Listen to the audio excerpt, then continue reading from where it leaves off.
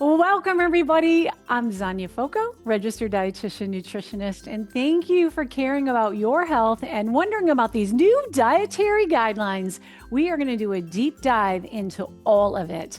Very excited about that. And, I've been at this field for over 40 years. I have seen dietary guidelines come and go. And this is the first time that they have usually make gradual changes all along, but this time it's been some pretty big changes. And we're going to break them all down. You do realize that they went back 22 years to the food pyramid. We haven't had this food pyramid that they're talking about because we have gone to the My Plate, we had gone to all kinds of different, but they wanted to resurrect the old food pyramid, thinking that we were that bad. We're not that bad, and turn it upside down.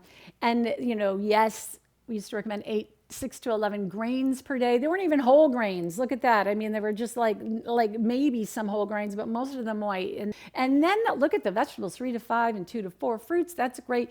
But looking at this, the meats were definitely smaller, and they wanted to turn it on its head. But look closely at the cheese. Does that look like some ultra processed cheese? And does that yogurt look like food coloring and look like added sugars? And between all the white rice and the white bread and the waffles, there's a lot to be desired. So they are turning a lot of things on its head.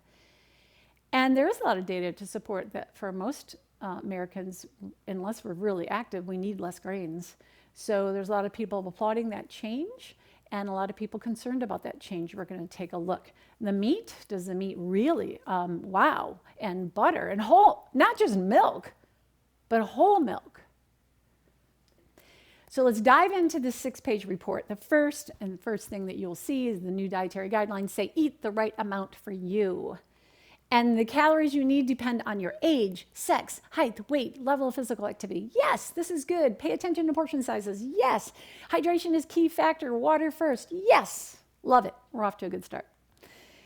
The very next thing that it says on page 1 is prioritize protein foods at every meal. Now, this is new. They've never said this because, and the Dietary Review Committee was like, we don't have a protein deficiency in America. We check albumin levels. Everybody has normal albumin levels. This is not, maybe in some of the elderly who are not exercising, some of the elderly who their diet is just compromised otherwise, they're just eating soft foods and they're not really, yes, we need to prioritize protein for some of these populations, but for the most part, America doesn't have a protein deficiency. We see that a lot of people make the mistake at breakfast that they don't have a good rich protein source at breakfast. And they're having cereal and they're using almond milk, which, have you looked at it? 1 gram of protein instead of 8 grams of protein. This is this is an important protein source that could do that. And I'm learning and teaching my Beyond Ozempic program, the program that I was asked to create for companies, because they're like, we aren't able to provide GLP-1s for our employees.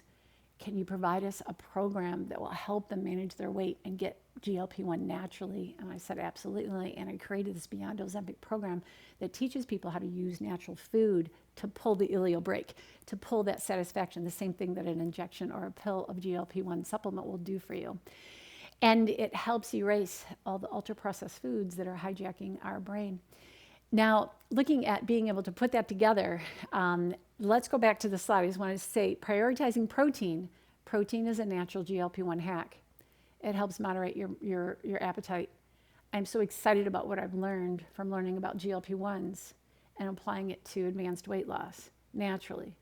And that these protein foods, when we better balance them at breakfast, instead of heading out the door with just grabbing something that's carbohydrate, and this happens a lot, without adequate protein, then our appetite, we end up having a high and a dip in our blood sugar, a high and a dip, and this creates appetite cravings and food noise, and hitting protein hard at breakfast is number 1.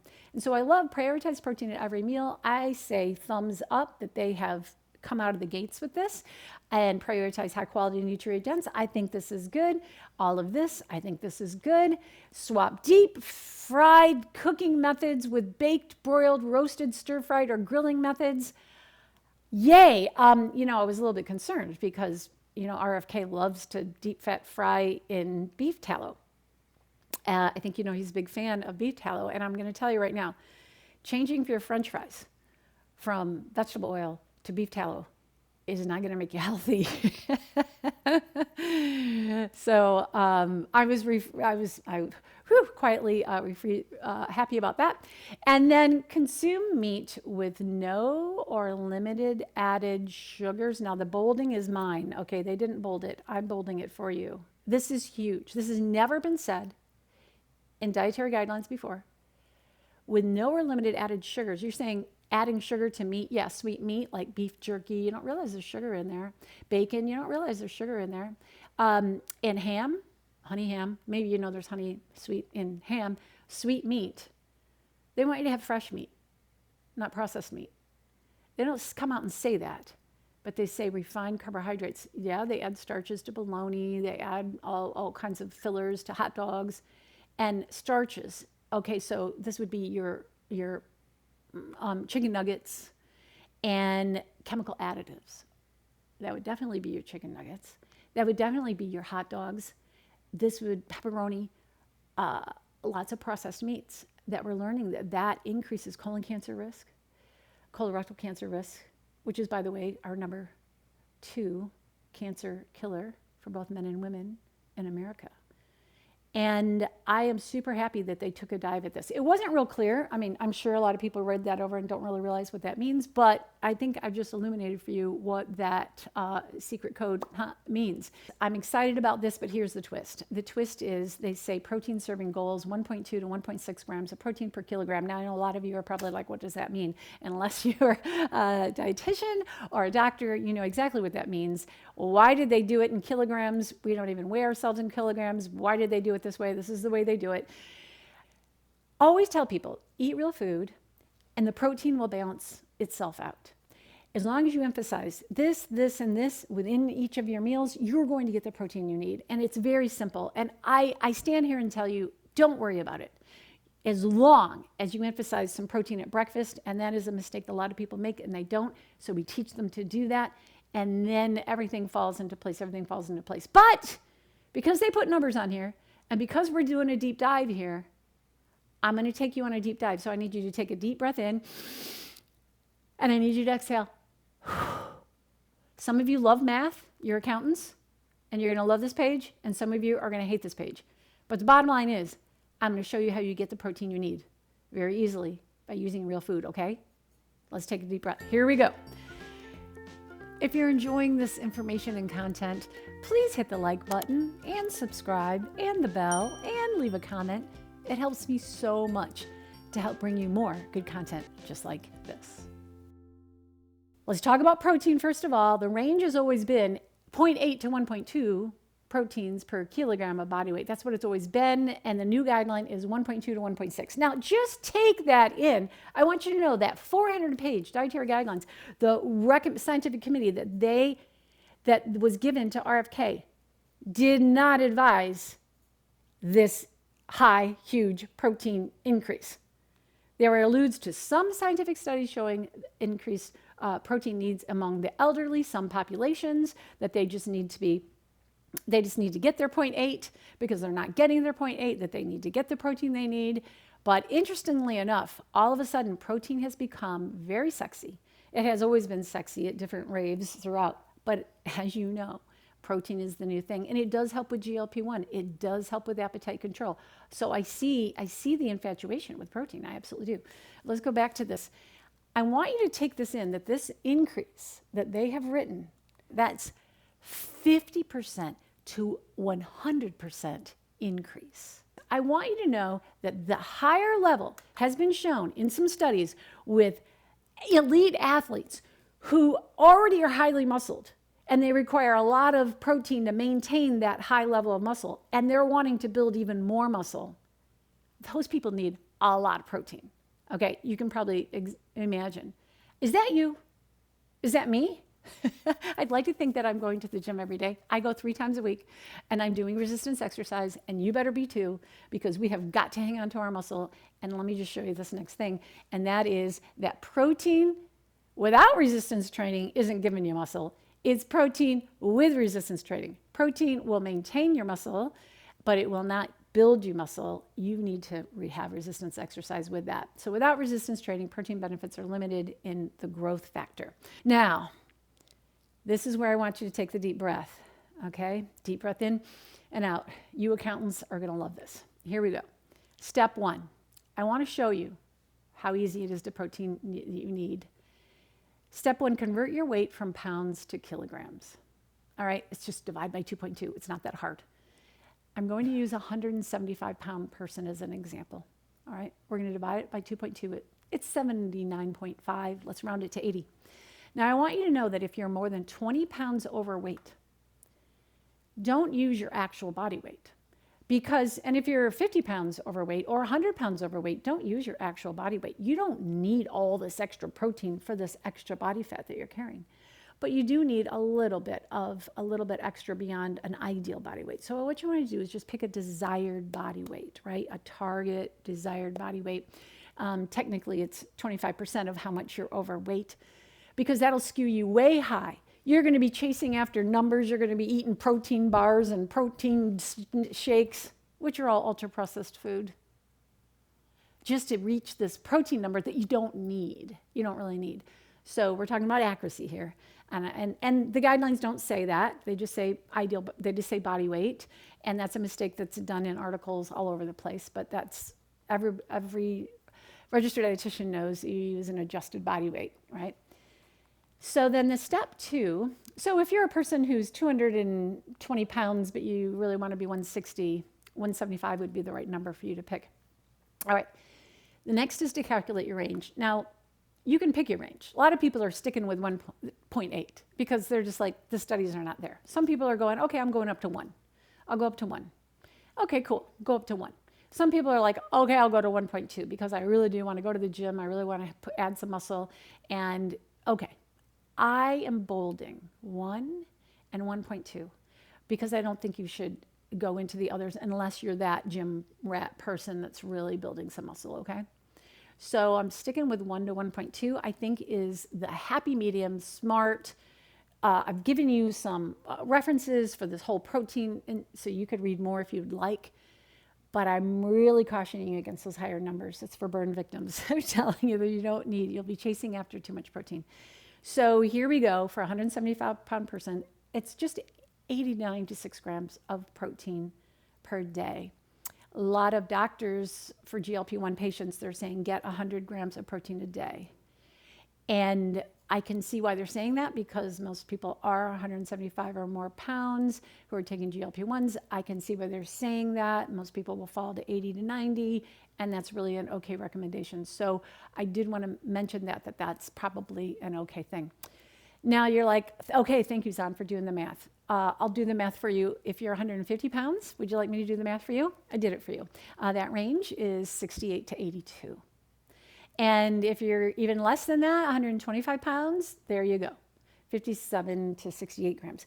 And if you're a person who is 125 pounds, but you really want to put on muscle to be 130, then use the 130, okay, for the calculation. Use the goal weight that you want to be if you're trying to gain weight, okay?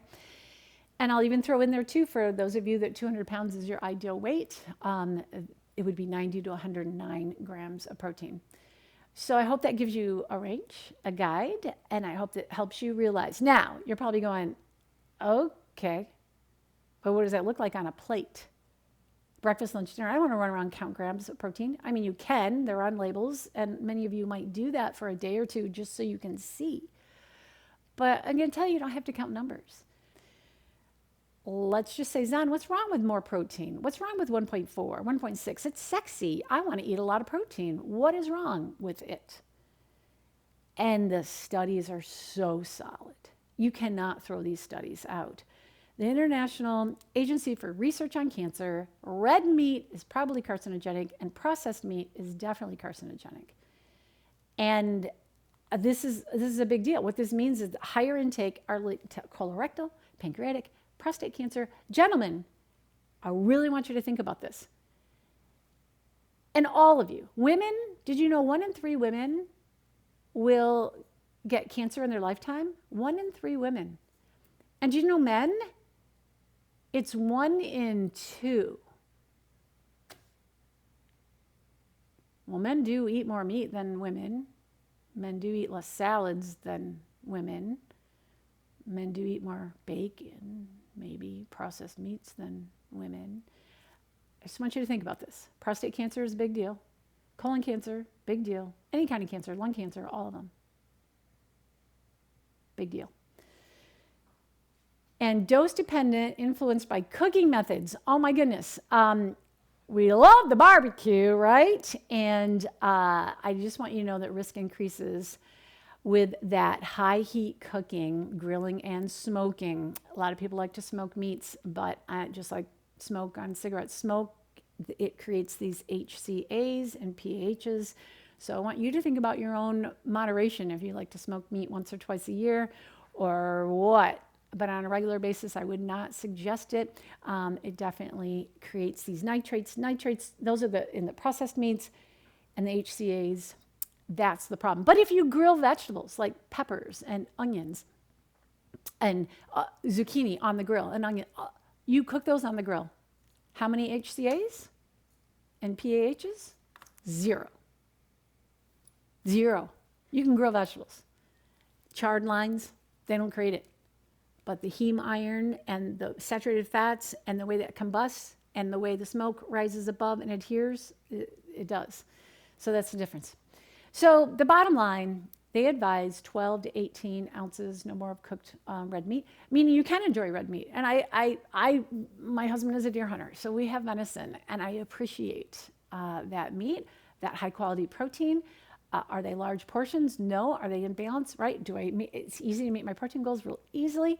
I include them not any more than this amount, and I avoid processed meats, and I teach others how to do it deliciously because it's hard to not buy processed meats because it's such a part of our cultural lifestyle. But real food, real food, real food. Now, you're like, what? When I tell people too much protein can increase cancer risk, this is their response, right? I mean, protein is such a sexy food.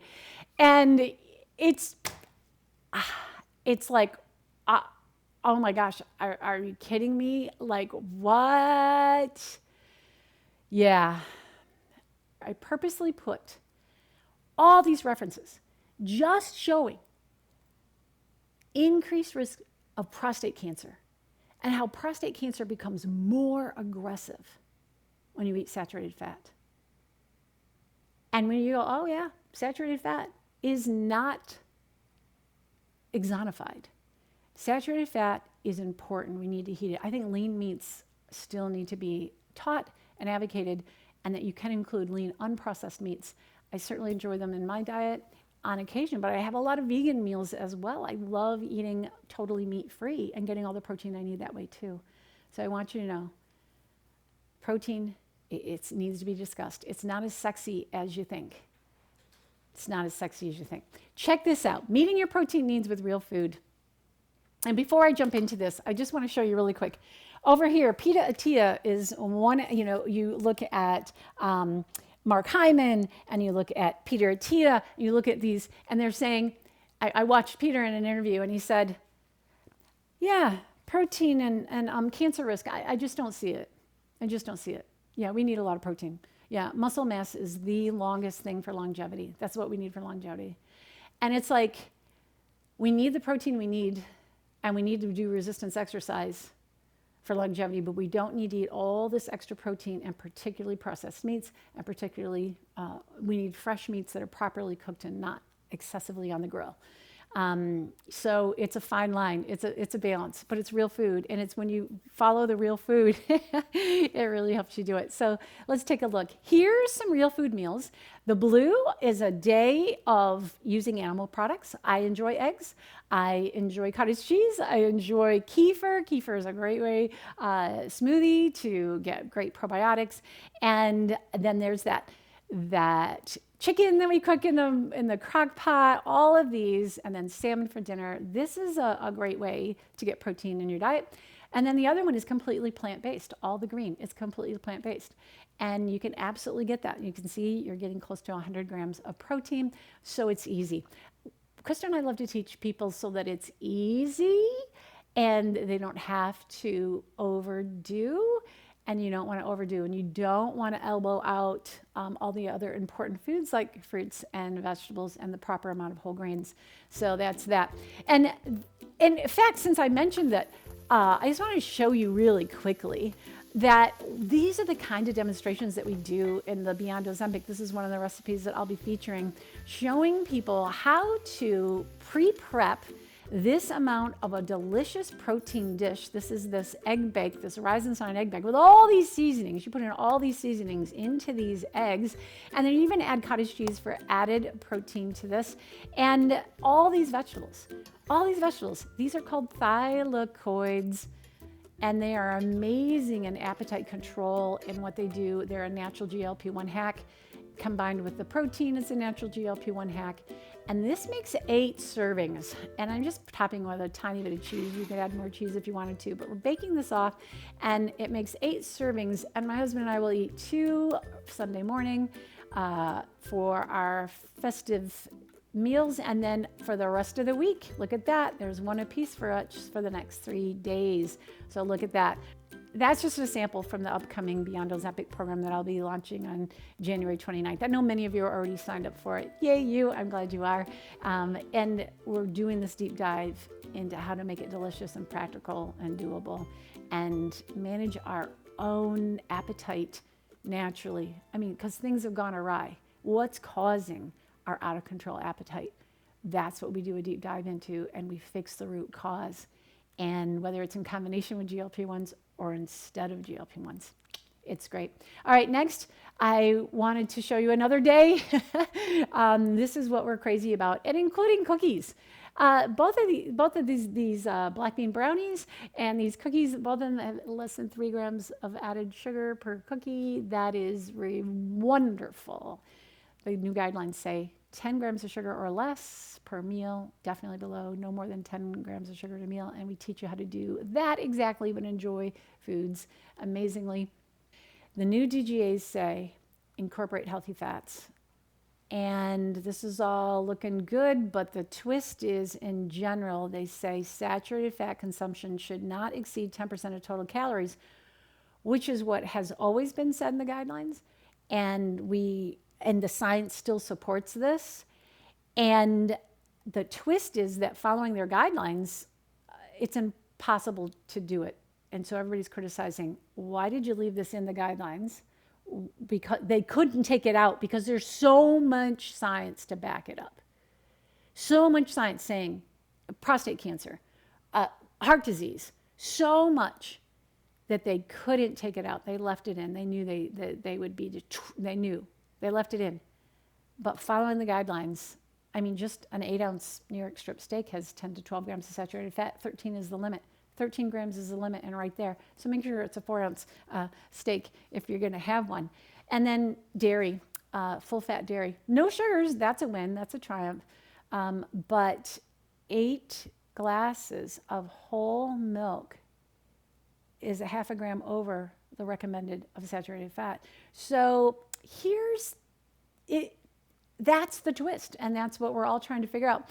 I'm also just going to say that what the new guidance overlooks, they overlook that it ignores that 40% of our population has lactose intolerance or dairy protein sensitivity. 40%. It's like, talk to the hand, 40% of you. I'm only talking to 60% of you. That's right, whole milk, whole milk. Yeah, I'm not happy about that. And acts as though plant-based milks don't even exist. All right, I use soy milk, organic. Any problems you've ever read about that soy milk isn't healthy? Glyphosate, organic. You want to choose organic, and that will remove that troublesome herbicide that is problematic. And it's very high in protein, and I do use soy milk for my choice, and I would encourage many of you to as well, not almond milk. I think almond milk, we're missing a big opportunity for getting the protein that we need. So back to this, Skim milk is an excellent choice for many, many people, contains zero saturated fat, yet all the nutrients. It has all the calcium. In fact, it has 7 milligrams more of calcium in it because the fat's not in there taking up space. It's not an ultra processed food by any means. They're just skimming the fat off, just like trimming fat off a steak. Very similar example. And so it's not a processed food. And then, or ultra processed food. And then inflammation, it's inflammatory. It's very anti-inflammatory for some people, but it's very inflammatory for other people. You need to know who you are. If it's a mucus production for you, acne for you, we're seeing asthma for you, these you may find help by avoiding dairy products. And Mark Hyman, he puts it together like this. He says, and he quotes this is a very interesting read. It's a short history of saturated fat, the making and unmaking of a scientific consensus. This is this group of people, okay? This group of people over here that are saying, no, it's not saturated fat. We shouldn't have put saturated fat in the crosshairs because saturated fat, we should have put it, it's the French fries and the sugary drink that you're eating with that makes the saturated fat atherosclerotic. Take a look at this. He's saying it's the food matrix and that we're pointing at the wrong thing. We need to look at those fries and we look at that sugary drink, enjoy that red meat, but fix the other things. Fix the other things. This meal over here, this is not going to be atherosclerotic according to if you read this, according to what they're saying, that we have hyper-focused on saturated fat in a way. And this is why they're saying we are ending the war on saturated fat, and this is what they're leaning on. This is not consensus. This is not a lot of science. There's a lot of science. It's problematic. And you know what else? How many people just hear meats on the menu and they don't exactly maybe fix the French fries and the Coke, or they have a piece of pie with that, and they kind of say, wait, breaking news, America flips the food pyramid. Okay, cool. Looks like meat's back on the menu, boys. And they didn't quite hear that thing about the sugar because that was in fine print, right? So they're saying it's the matrix. It's all the other things that make saturated fat behave badly. That saturated fat in itself in whole food, it doesn't behave badly. I'm just trying to share with you why they made these changes. And you can decide yourself, because there's science going both ways. I'm sticking with skim milk and soy milk. Sticking with it. Sticking with lean meat, but following those guidelines, avoiding processed meats, all the things. Okay, eat vegetables and fruits throughout the day. That's great. All this is good. In fact, I love this part. I bolded it. It said 100% fruit or vegetable juice should be consumed in limited portions or diluted with water. And I have been doing this and telling people this. Drink water and put just a splash of juice on top. I'll have 2 ounces of juice in this big thing, and it's just tasty. It makes water taste delicious. It's fruity, and it's quick and it's easy. So when you see me in the grocery store, you see that I have containers of juice, but they last a really long time, and it's to make our water taste good. So I'm just so happy that they mentioned that. And then vegetables and fruits servings, and then this is a problem, you guys. Vegetables 3 servings per day and fruits 2 servings per day. Wait a second. Even on that archaic old thing, it said 3 to 5 and 2 to 4. Even on that. You guys, this is such a missed opportunity. And I hope they make the edit. They really do need to make the edit. And I love this. This is hysterical. Dr. Garth Davis, he posted, "Hey, Secretary Kennedy, I fixed it for you." Where's the fiber is a great question. We Americans need a fiber fix. The systematic reviews and cohort analyses consistently demonstrate that dietary fiber intake is independently associated with reductions in, say it with me, all-cause mortality. You know what that means, don't you? Every single kind of way you die. Okay, all-cause mortality besides accidents, right? Fiber. Only 5% of Americans currently eat even the recommended 25 grams. In fact, women need 25 at least. I always say 30. And 38 or more for men. It's always or more. We average 16 to 18. That's what we average. That's way, way, way less. I mean, we're not just sort of getting 22 to 24. We're way low. We're way low in our fiber intake. And do you know what this does for us? Colon cancer, rectal cancer, diverticulosis, diverticulitis, hemorrhoids, constipation. And you know what else? It messes with our microbiome. All those healthy gut buddies down here. In America, we are so janked up. And we need to improve our microbiome, and we need to feed it. And you want to know the number one thing? You think, oh, probiotic, take a probiotic pill. No, true probiotic foods, proper yogurts, proper sauerkraut, fresh, whole, raw sauerkraut, all the things, kefir. But you know what? The number one thing is fiber, because fiber is what feeds it. And a variety, like being able to hit all 30 different plants a week, 30 different plant foods a week. These guidelines don't support that. If anything, people are going to be so hyper-focused on their protein that their fiber will go down from where we're already abysmal. Please don't make that mistake. Please do not do the pendulum swing that we have done in the past. Low fat, fat is bad, low fat, which was like this horrible pendulum swing. Don't make that same mistake. Oh, fiber. Oh, protein. We need a little more protein. So instead of just adding protein to your breakfast, which would be really smart, instead you go, oh, I'm gonna buy protein bars and protein shakes and all these things. Bought the protein shakes. I will say that there's a way to find the healthy ones and the not healthy ones, and we do dive into that heavy in the Beyond Ozempic program. So for those of you that are signed up, you will get a complete chart and an evaluation, and we will look at those, because sometimes protein shakes can be used to help you with breakfast, for instance, but I don't recommend them overall. Mostly it's just whole food. It's just whole real food. All right.